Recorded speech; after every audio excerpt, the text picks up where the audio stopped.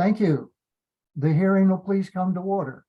Good morning, I'm John Galt. I'm the Lake Forest Park hearing examiner. It's now about 5 minutes after 10 a.m. on June 22nd, 2023. And I welcome you to today's open record hearing. Our hearing today is for a reasonable economic use exception. The file number is 2020-RUE-0002.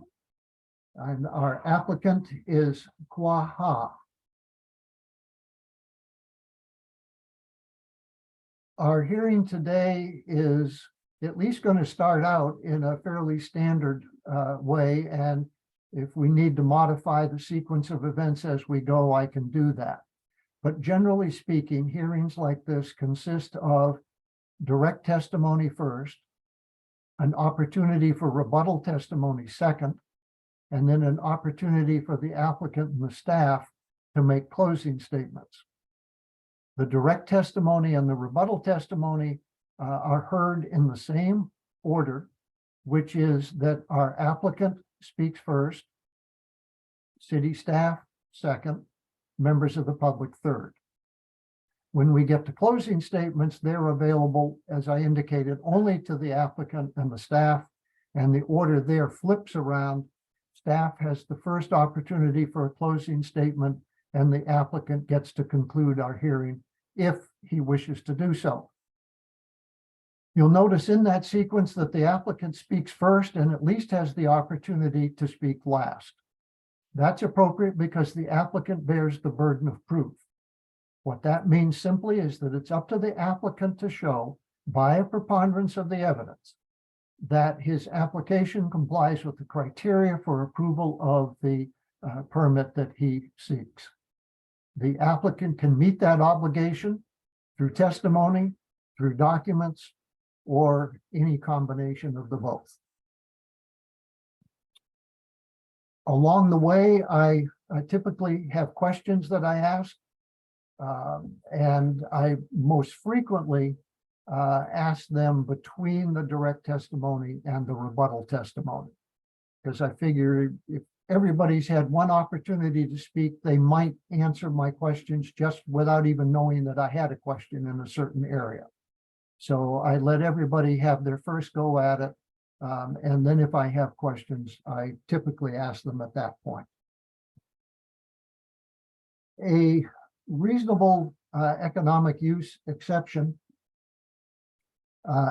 is not technically classified as a permit type under the city's permitting system, but it is essentially the same thing as a type 1 application, and the procedures that are in the code for processing reasonable use exceptions are essentially identical to those for type 1.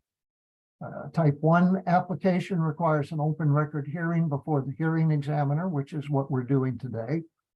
I then have a period of 10 days after the close of the hearing in which to consider all of the testimony and the evidence that has been presented and to reach and issue a decision in writing. Once I have prepared that decision, I send it electronically to the city, and the city then disseminates it to parties of record. Parties of record are the applicant, and people who testify in the hearing, and people who have come to the hearing and elected to be a party of record, even if they choose not to testify. Also, anybody who has submitted a written comment that's entered into the record is automatically a party of record. The city is willing, and I would bet if I asked, that it would prefer to be able to distribute the decision electronically as an attachment to an email. If you're willing to accept electronic service from the city, please let Mr. Holland, who's the city representative on my screen, he's in the upper left corner. He's the one with the Golden Gate Bridge behind him. Let him know that you want to receive the materials electronically before you leave the hearing. And there'll be a chance for you to do that after we officially close the hearing. Once I conclude the hearing, I will tell Mr. Holland that he may turn off the recorder. I will then leave the hearing and you folks can share address information and stuff like that among yourselves and then take off.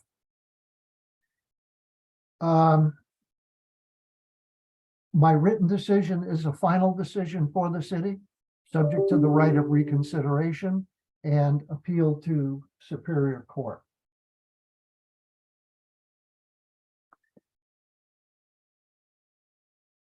I'm required to base my decision primarily on the review criteria for reasonable economic use exceptions that are contained in section 16.16.250, subsection C, as in Charlie, of the Lake Forest Park Municipal Code.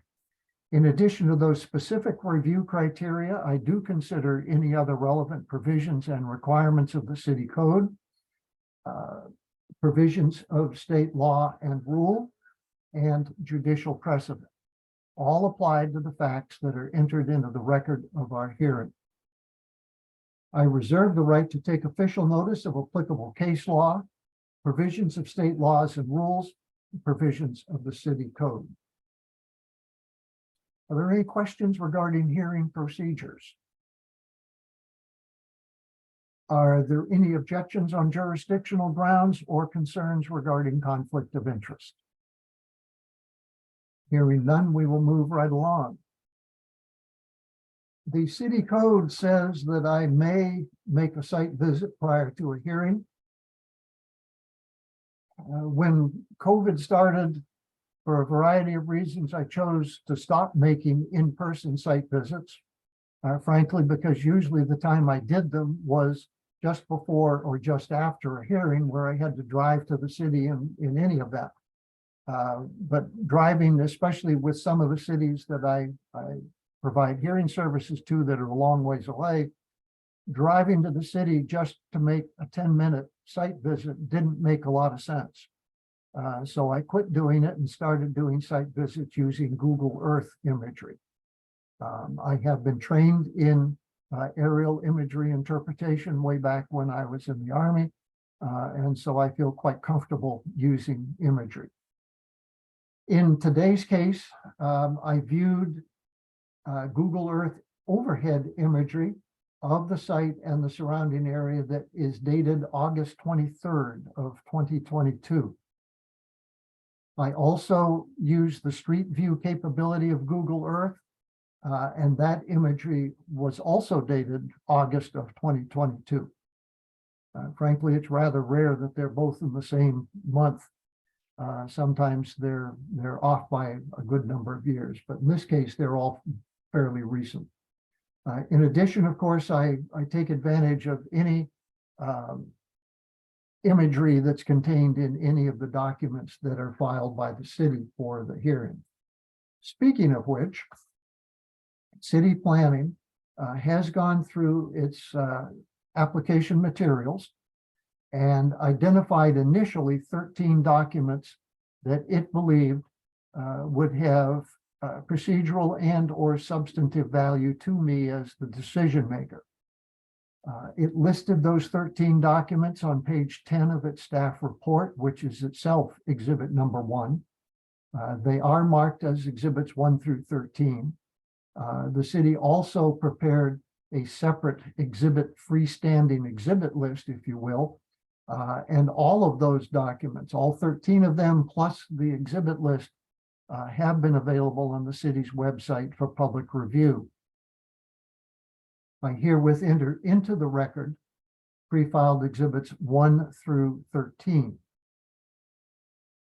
More recently, the city has advised me that there were 4 additional documents that it wanted to enter into the record.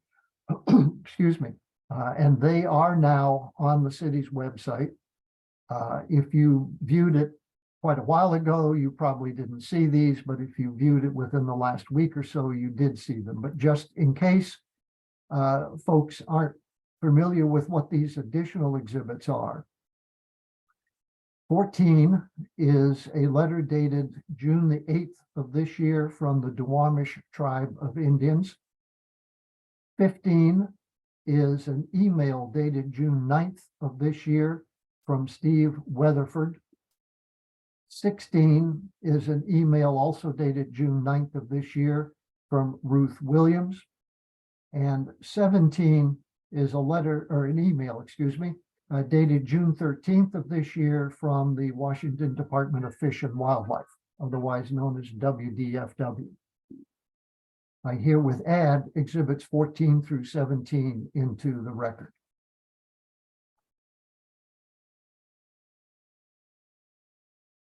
Okay, excuse me. That concludes the introductory comments. Now it's time for our applicant to make his presentation.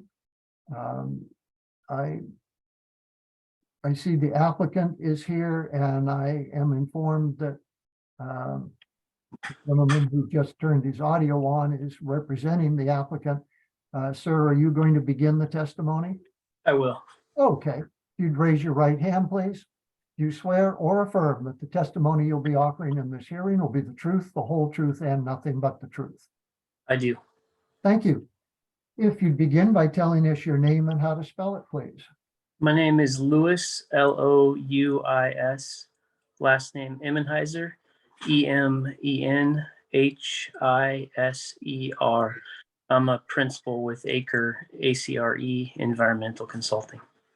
Thank you, Mr. Emenhiser. Go ahead.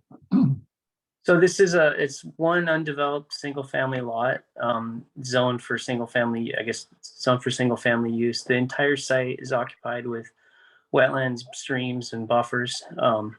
There's one area on the lot that's outside of wetlands, and there's access is via an existing driveway partially.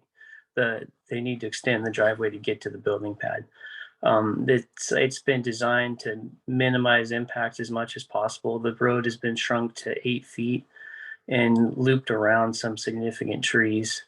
And they proposing the maximum amount of mitigation they can on the site. They'll enhance degraded pasture, wetland, and buffer to offset the impacts of the house. So we feel it complies with all the reasonable use criteria of the city, and hope you find the same. Okay, thank you. Have you received a copy of the city staff report? Yes, sir. Okay. The first 8 pages contain the planning staff's analysis of the application.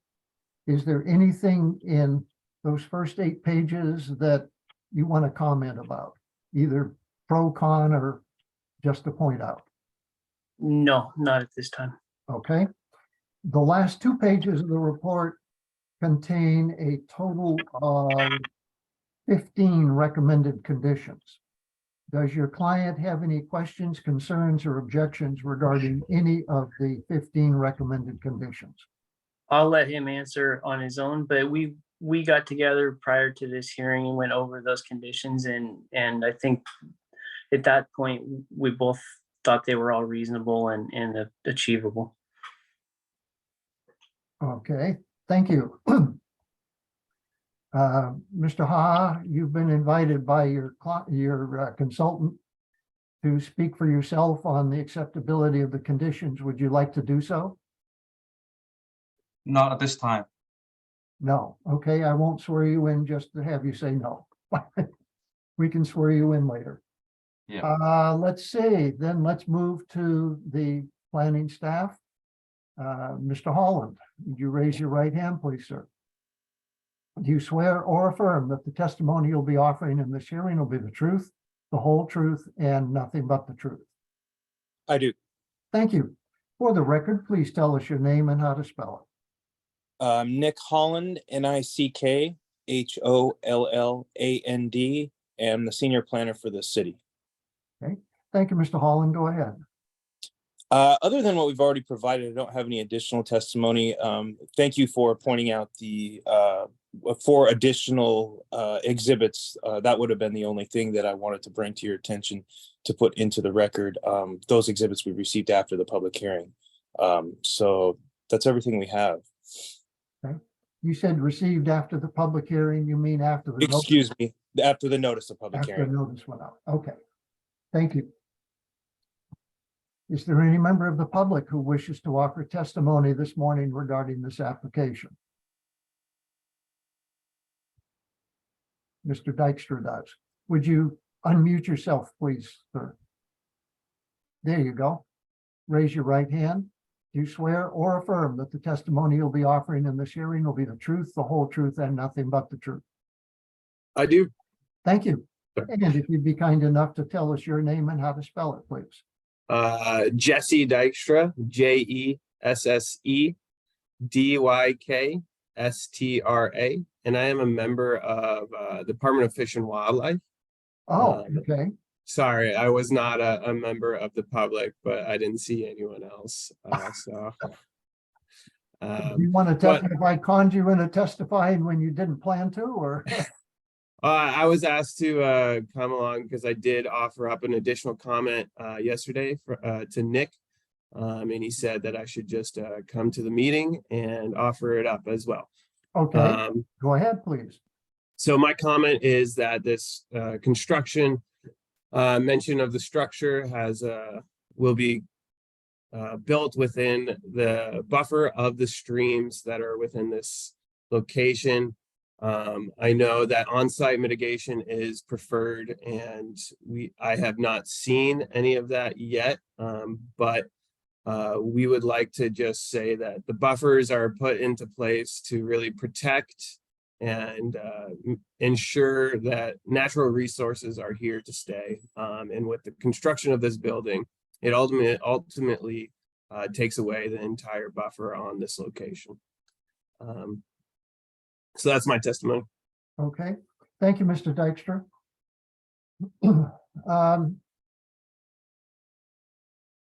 I have frankly a number of questions. Let me start with sort of, I suppose, a mundane one.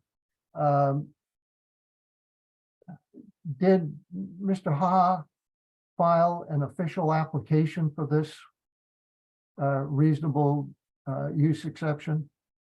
Because there's no application in the materials that have been presented. Yes, he in fact did. That may have been an exhibit that was left out of the package, maybe by accident, but he did in fact file an application. Could it be produced? Absolutely, I can definitely give it to you. Okay. I will enter the original application as Exhibit 18. Does the original application contain Mr. Ha's mailing address? Because nothing else in the file does. It does. Okay, then I won't ask him to repeat as long as it's on the application.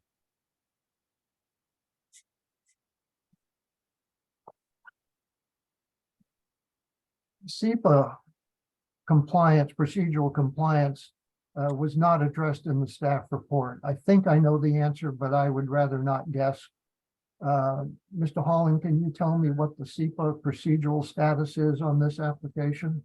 Yeah, this is a single family home exempt from SEPA procedural status.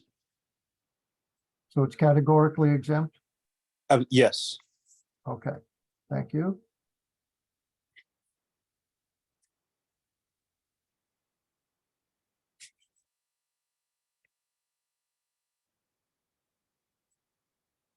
Would it be possible, and I'm asking this because one of the comment letters uses King County assessors record parcel numbers to identify where they live, and there's nothing in the file now that has that. Now, granted, the county assessors file numbers are a public domain thing, and I probably could go outside the record to find them, but I think it would be nice if we could just have a copy of the area around the property that shows the tax account numbers on just the little parcel boxes with the tax numbers in them. Would it be possible for the city to produce such a map? It would. I will enter a King County IMAP with parcel numbers noted of just this area as Exhibit 19.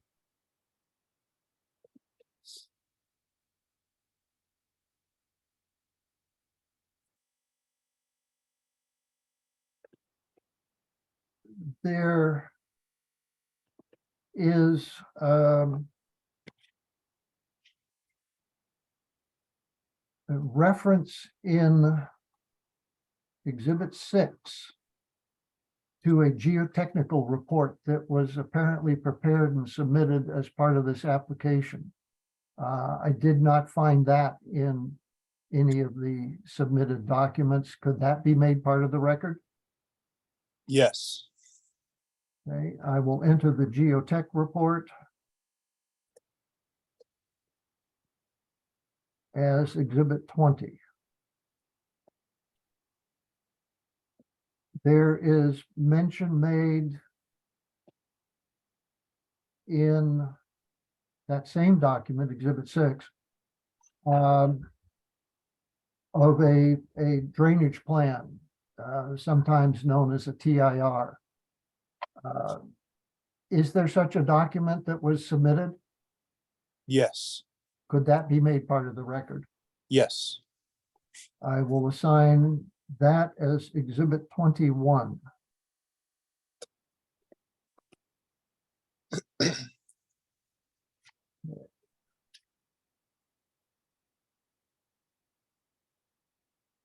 It would appear from various things in the record that an arborist report may have been prepared for this property. Not probably the least important clue of which is that people refer to a certain cedar tree as tree number 184. And you usually don't get tree numbers unless an arborist has gone out and done a survey. Was there an arborist report submitted as part of this project application process? Yes. Could that be made a part of the record? Yes. We will enter the arborist report as Exhibit 22.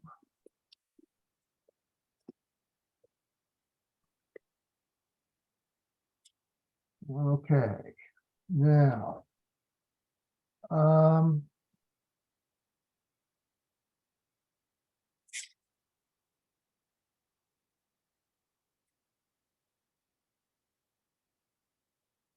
in the staff report, Exhibit number 1 on page 2.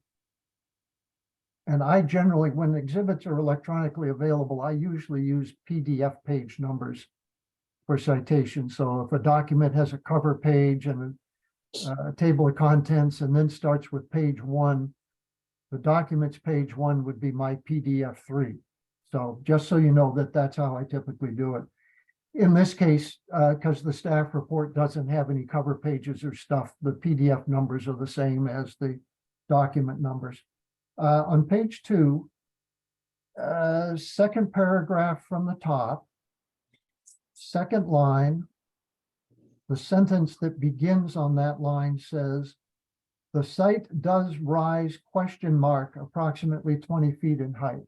Is the question mark a typo or a placeholder for something, or? That's a typo. Okay. There was some back and forth about how to phrase that section. Okay, just, I figured that's what it was, but it's best to ask rather than make assumptions. Let's see. I had a question on page 5. Let me see what that was.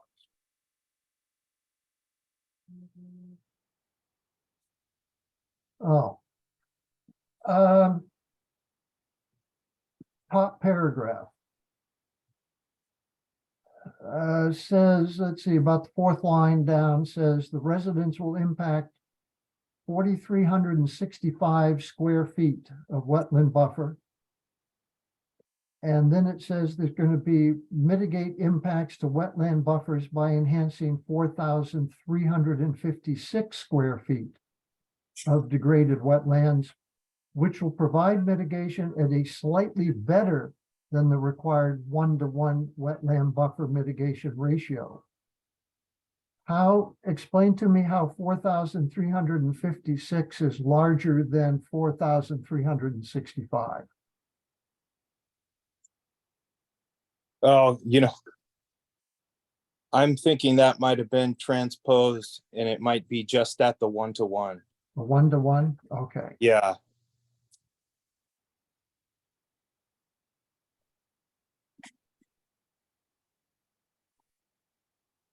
Would that be consistent with what your report said, Lewis? Yeah, so I think the buffer impact is actually on the latest one is 3,670 square feet. And let me verify this number. Sorry, let me just add the numbers up, make sure. Okay.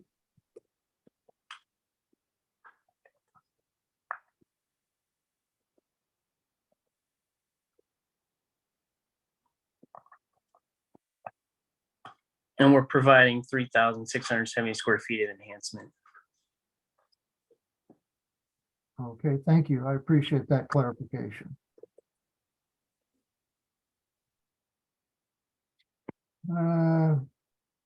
Page 6.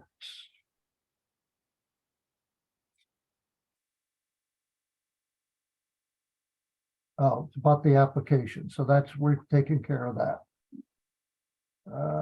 Page 8.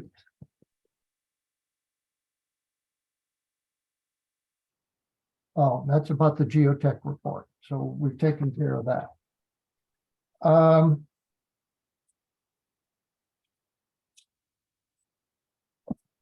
I'm looking at Exhibit 5.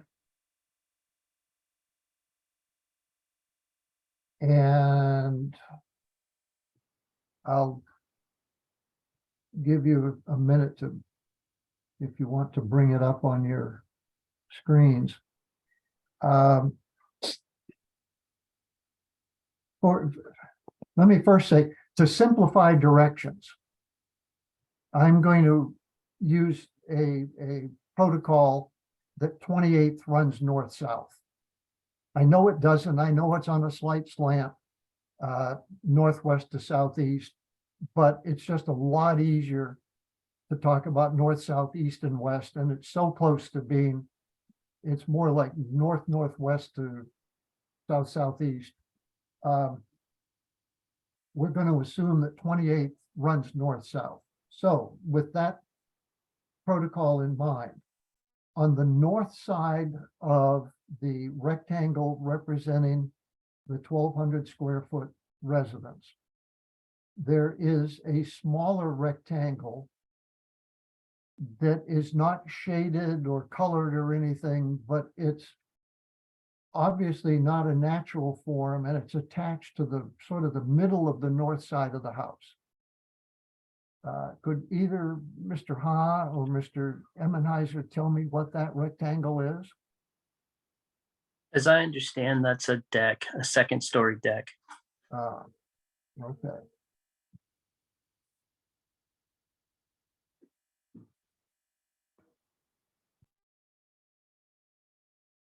Thank you. There is a statement that, let's see, where is that statement? Well, it's in the staff report that all requirements except the ones that we're talking about today within the critical areas regulations are met.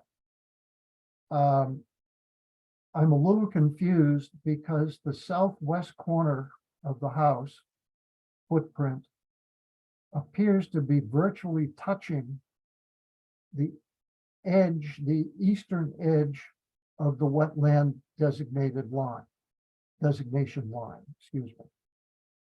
what happened to the 15-foot building setback between the edge of the wetland and the southwest corner of the house? I'll take answer from anybody. So my understanding, it was shifted west to provide a larger buffer to the stream was at the request of the city, was my understanding. And Nick, please correct me if that's not accurate. Yeah, Lewis is right. Our planning director looked at the site plan and suggested that we move the building 5 feet to within 5 feet of the south property line to give that buffer a little bit more room. And with the idea that we were impacting that buffer a little bit less there.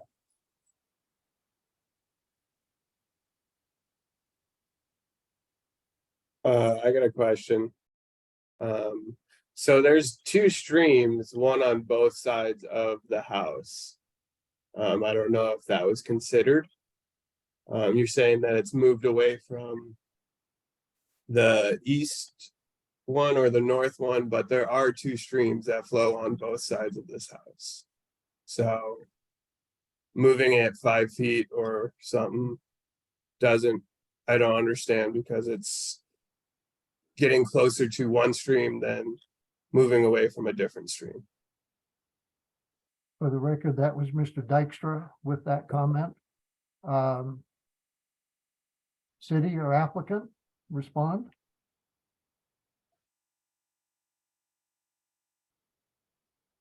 Yeah, I don't have a good answer for that.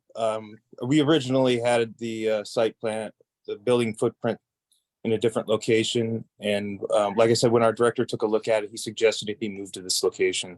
My guess would be to preserve the stream buffer to the north, which doesn't account for your comment and question there, Mr. Dykstra.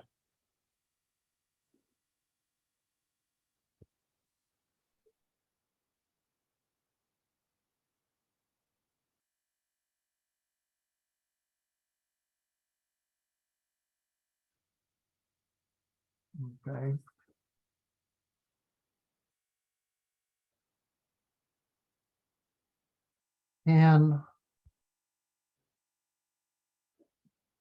I understand this is to be a 3-story house. Can a 3-story house be built within 5 feet of the edge of a wetland without physically impacting the wetland? Because I'm just assuming that at least at this point, you're probably figuring on standard spread footings, which, based on what's been said about this geotech report, which I haven't seen yet, all I know is what one of the letter writers commented about it. The soil may not have great bearing capacity there, and so I'm assuming at the least you'd probably have like a 24-inch footing. If you had an 8-inch wall and a 24-inch footing, it means that the footing would extend out 8 inches beyond the foundation corner. And then I don't know how deep you'd be digging. Can all that be done without impacting the wetland? As far as some of this is Lewis at Acre. As far as the footing, as I understand it, this house will be on pin piles. And I might let Mr. Ha address some of the practical aspects of that, but it sounds like there's less impact to the adjacent soil that way. Okay, let the record show that we've been joined by a female whose screen says her name is Jean. For Jean's benefit, we have completed the direct testimony. I'm asking questions and rebuttal will follow. I think what I'm going to do is finish the questions that I have, and then I'll ask you if you wish to testify. Thank you very much. The hearing did start 40 minutes ago, so. Many apologies. I am a dinosaur. I assumed this was at City Hall, and they told me they had great difficulty in directing me to the Zoom link. So sorry. Okay, glad you were able to join us. Thank you. Thank you.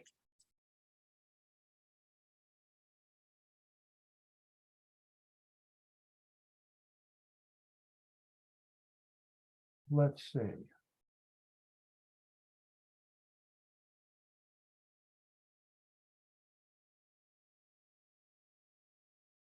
Is there a garage plan to be part of the ground level? Or will there be no garage? Mr. Ha wants to answer. Do you swear or affirm that the testimony you'll be offering in this hearing will be the truth, the whole truth, and nothing but the truth? I do. Thank you. For the record, please tell us your name. My name is Khoa Ha, spelled as my first name, Khoa, last name, Ha, and I'm the owner of the property. Thank you. To answer your question, first of all, the foundation work, as we discussed with my geotech previously on site, and per his report, he is recommended to have a pin pile around the perimeter of the footprint of the house. So this house will be built without the spread footing. It will be a slab on grade will be sit on top of a pin pile. The garage grade will be at the same elevation of the first floor slab on grade, with the 2% slope out toward to the driveway. So it will be within that rectangular footprint. Correct. Okay. Thank you.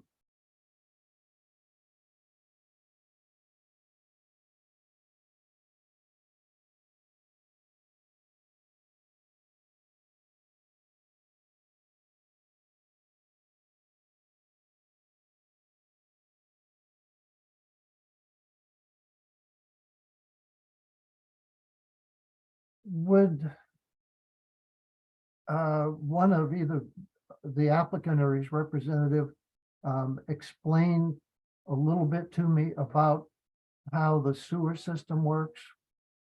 I'm a little, let me tell you what I'm not clear about. I understand that the city sewer system in this area is a pumped pressure system. And I understand that because it's a pump system, you can't have the usual side sewers just popping into the line any old place because the line's under pressure. And so the lines have to go to essentially a junction box of some sort. And the sewage then gets put into the main line and pumped by in the process. What I don't understand is whether the flow from the residents to that point is gravity or whether it's also pumped. And I'm asking, you may be wondering, well, what the heck does he care about this? There is an argument that's been put forth in at least one of the comments that, well, gee, why don't you have the sewer line, the side sewer, follow the driveway alignment and eliminate the cut through the wetland and over or under or through the South Stream. And it may be that whether that's pressure or gravity makes a difference as to what the possibilities are. So that's why I'm asking. I have a little bit of background on that, Mr. Examiner. In preparation for this hearing, I spoke to our building official who works in the Public Works Department with a lot of the engineers and who does a lot of the stuff. So I thought this question might come up, and I wanted to have a little background on myself just for my personal knowledge. But Okay. As I understand, everything you described is basically the case. And what'll have to occur at the house is a grinder pump and system that would connect to the public valve box because of the lack of fall that they have there. So all of the houses on 28th do it this way. When the main was installed, all of these valve boxes were installed ahead of time, so that any house that would get developed along 28th has to basically tie into those valve boxes. And I think they're paired one box per 2 lots. So there's, you know, this lot and I think effectively the lot to the south, I believe, have the ability to tie into the existing box.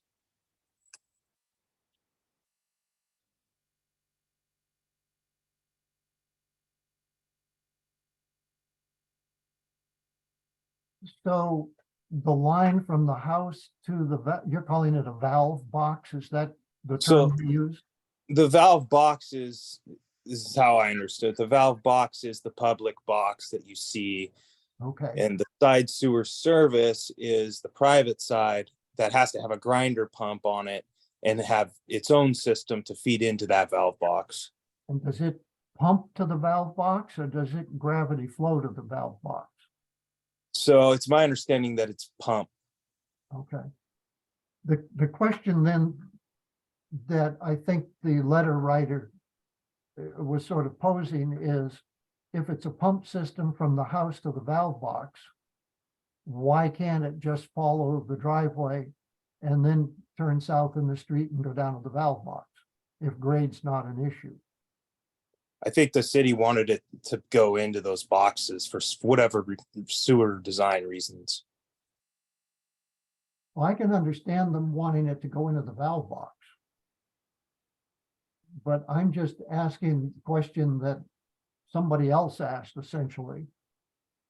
Why can't the line follow the driveway until it gets into the public right of way and then make a turn to the south and connect to the valve box? I see what you're saying. Yeah. To eliminate that impact. And you know, Yeah, I admit, it looks like to get there, you'd go through stream B one way or the other. It may turn out to be 6 of one, half dozen of another, but I would rather have you folks tell me if there are choices like that that need to be made. and I think for that, we'd have to talk to Public Works. The sewer availability certificate dictated that it occur this way, which I just think is why it was designed this way. Okay, thank you. This is Lewis at Acre. Can I interject? Yes, you may, please. So I don't know exactly the requirements from the city, but it would be a kind of a circuitous route to get to the box if you follow the driveway via the road. It's a straight shot and it is through wetland and under stream B. However, that wetland was historically pasture and it's currently 6 foot tall blackberry. So it'll be a temporary impact and it'll all be restored through the proposed enhancement anyway. We will get an HPA to go under the stream with the sewer line. Okay, thank you.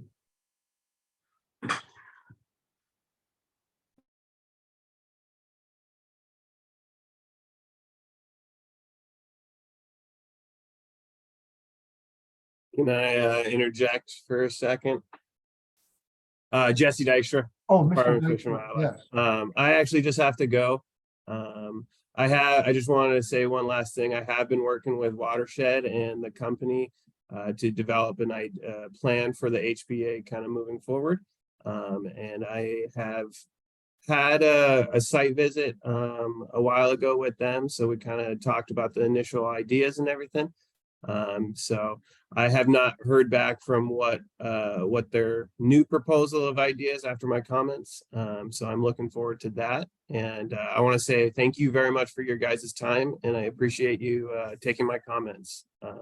Thank you very much. And I do have to go. So. Okay, thank you, Mr. Dykstra. Thank you. I presume, Mr. Holland, that you've got Mr. Dykstra's email contact information. You are correct. Yeah, okay. Because he's a party of record. So All right. have a good day, sir. All right, you too as well. Bye. Okay. At this point, I don't have any other questions. I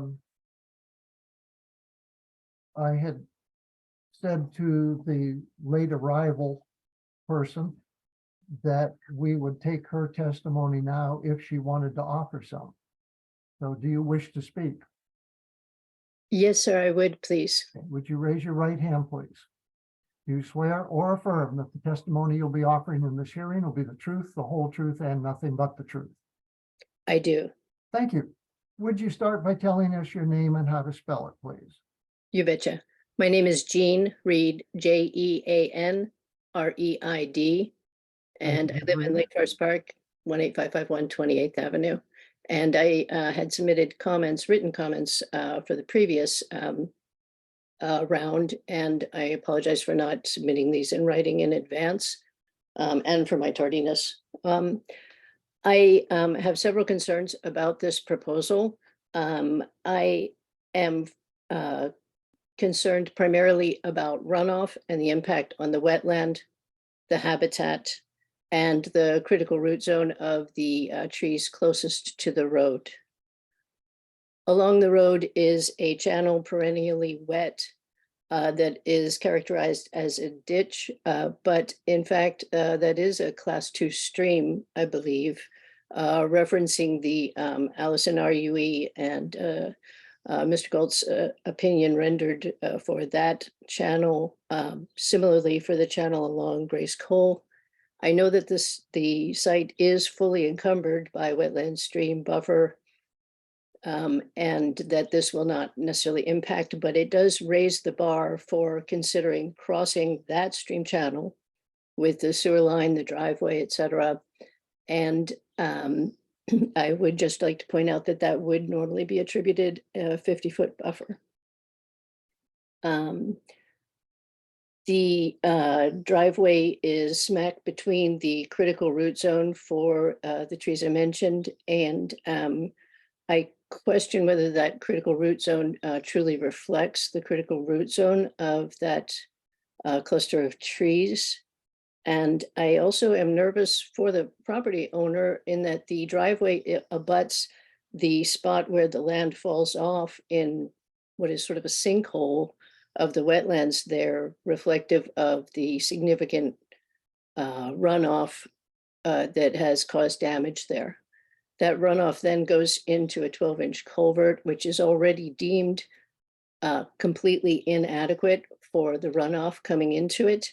And by adding 4,000 square feet of impervious surface, those flows will certainly increase and possibly even produce failure for that culvert, which would damage the road and limit other property owners' access to their properties.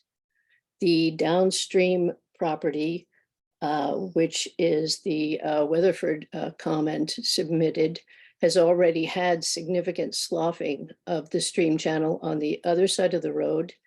And that area is subject to further failure and damage to the immediate downstream property owner on the other side of the road.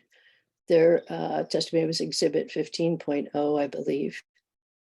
RUE demands that we consider any alternative proposals, and this driveway is difficult. Obviously, the property owner is entitled to build a home. It's a single family residence zoned property, but the impacts both for the tree and the wetland, I think, are so substantial that consideration for a raised driveway or bridge that would decrease the impacts to that roadside class 2 stream and to the wetland and tree ought to be considered. I know that is expensive.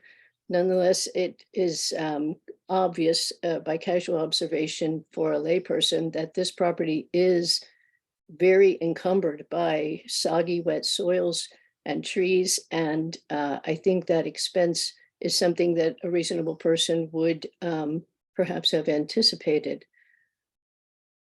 The increase in the impervious surface could be mitigated by simply reducing a bit of the paved area around the house, which would provide some benefit. And of course, pervious pavement would be superior to impervious. The sewer through the wetland, I appreciate that that the sewer certificate recommends approach, but over long periods of time, things fail, and a sewer line running under through the wetland is problematic at best. And just because the box is there, that shouldn't dictate a direct line to the box. I believe that the mitigation that's been offered is inadequate for both the damage to the wetland and the damage to the habitat. I understand an HPA will be required, though based on my communications with DOE, they too consider the mitigation to be inadequate. That could theoretically be addressed during the process of the HPA application. Nonetheless, I feel it is incumbent upon the city to also hold the builder to the same bar.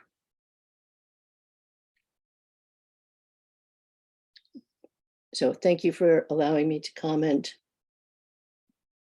Okay, thank you, Ms. Reed. We now are at the point where we can enter the rebuttal phase of the proceedings.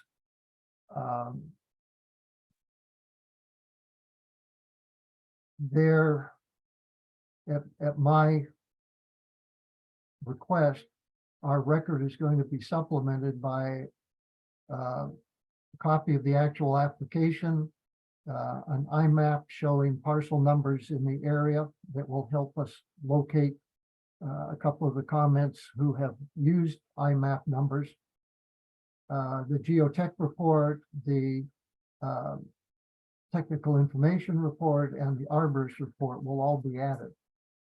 My understanding is, and my belief from things that are already in the record, that the folks who are participating today are aware of those reports, because that's how I learned about some of them, was by reading comments specifically from Ms. Reed. So I don't think that I need to delay the proceedings at this point to allow people to have a chance to look at them, because I think they've already had that chance. So I'm willing to just go ahead and jump into rebuttal. Mr. Remmenheiser, are you ready to start, or would you like a few minutes to think about the testimony that you just heard from Ms. Reed before you launch into a rebuttal? No, I think I'm ready.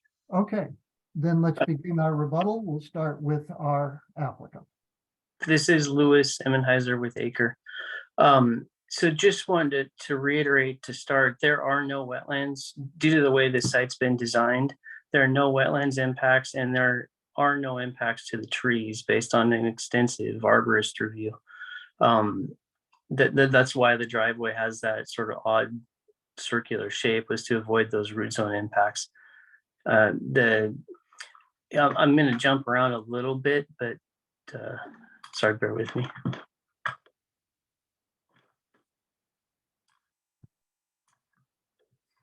I'd like to jump to Mr. Weatherford's comment. It's sort of in combination with addressing Mrs. Reed's.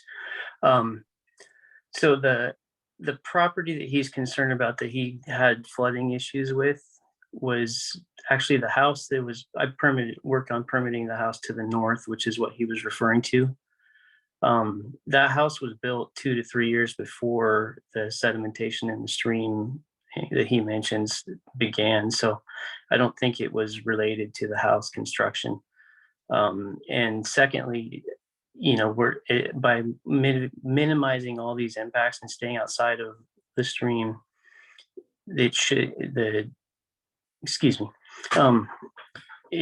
streams are dynamic systems and they move generally. It's hard to plan for future potential issues, like the culvert under 28th failing, which, as far as I'm aware, it's been there for a long time. So it seems stable, and I don't think the minor changes from the house, which the stormwater has been designed to design per the DOE code, per the code. So this project meets all the code criteria. The mitigation is per the city code, and as is the size of the impacts.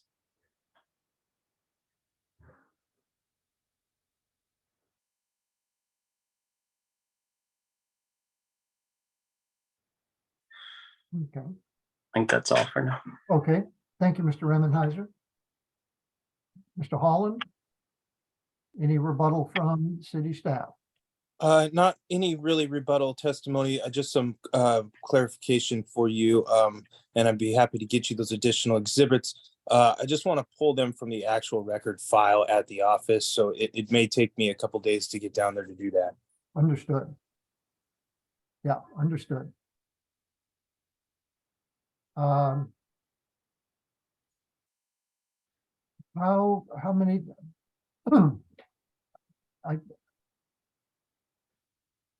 How do I do this tactfully?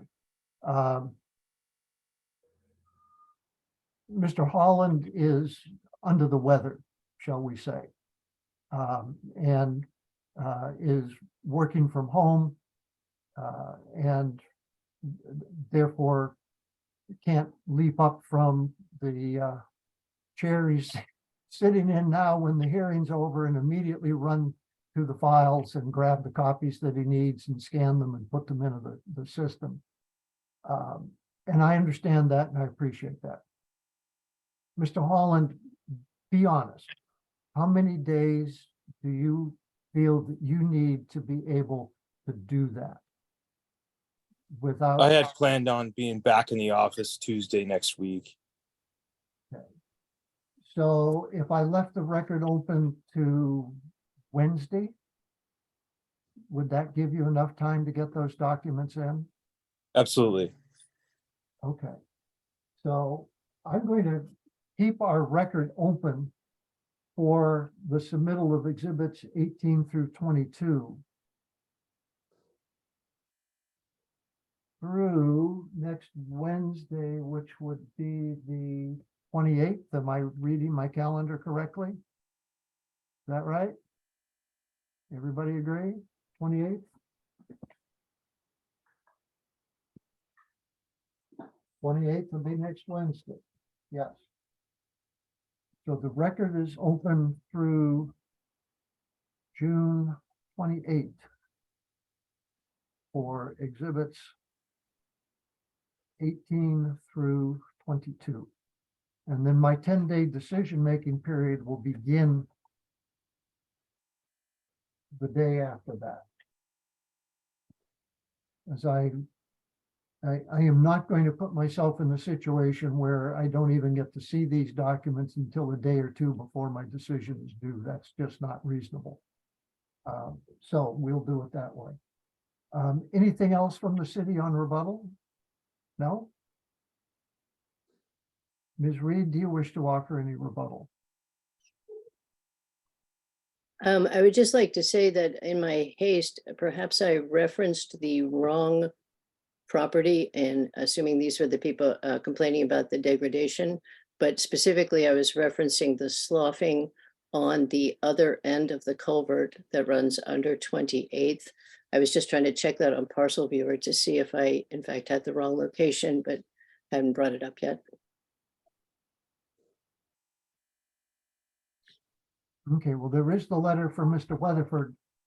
It's an email, I believe, from Mr. Weatherford, and he is talking about the stream that flows apparently along or adjacent to, I wasn't quite clear of that, his south property line that comes out of the culvert that goes west to east under 28th.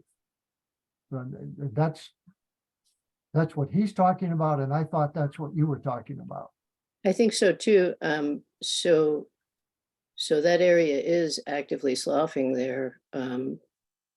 Just curious, that 12-inch pipe creates such high velocity flow because it's not of the capacity. It needs to be before the additional impervious surface. And it's that velocity and scouring effect, I believe, that is substantially contributing to that sloughing along the bank of the stream on the other side. Okay, And I understand it's not the applicant's responsibility to replace an inadequate culvert. It just needs to be considered for the impacts this proposal will have. okay. Thank you. Does the city wish to offer any closing thoughts? No, thank you. Okay, thank you, Mr. Holland. Does the applicant wish to offer any closing thoughts? No, thank you. No, thank you, Mr. Ha. This then concludes our open record hearing on application 2020-RUE-0002 of Khoa Ha. And as I indicated just a few minutes ago, our record is going to remain open through next Wednesday give Mr. Holland an opportunity to get well and get back to City Hall where he can get copies of those documents and put them online for us all. Then the record will close on Wednesday next at the end of business. My decision-making period begins the next morning. And I thank you all very much for your participation, your attendance today. I am going to leave. Mr. Holland, you may turn off the recorder, and this concludes our hearing. And I thank Thanks you very all. much, Mr. Galt. Okay, thank you all. Take care. Thank you.